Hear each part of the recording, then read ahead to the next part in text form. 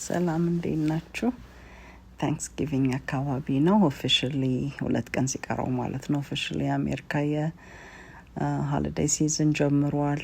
ሾፒንግ ላይ ነው ብዙ ሰው ያለው ምናምንና በፊትኛም እንደዛ ሰፋ አድርገን እናከብር ነበር ገና ሲሆን ስጦታ ምናምን በብዛትና እሱን ግን አሁን ቀይረን 1-2 ነገር ብቻ በትንሹ ገዝተን ሞስትሊ ሜሞሪ ላይ ምናምን ፎከስ ማድረግ ጀመርን ከተወሰነ አመት በኋላ ደከመንና በጉልበትም ኪሱም እየሳሳ የሚሄድበት ጊዜ ነው የሆሊዴይ ሲዝን እዚህ ሀገርና እሱን ተተናውን ቀለል አድርገን እናከብራለን።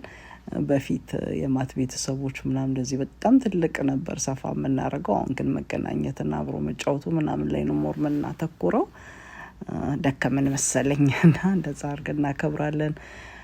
በቃ ዝም ብዬ አንዳንዴ ሾፒንግ ቦታ ላይ በትንሹ እንግዛ ብለን ከእናቴ ጋር ወተን ነበርና ለዛ ነው ደስ የሚል ቀን ነበር። ብርድም ዝናብም ቢሆን እናንተስ እንዴት ነው የምታሳልፉት የገናን ሲዝኑን አከባበሩን?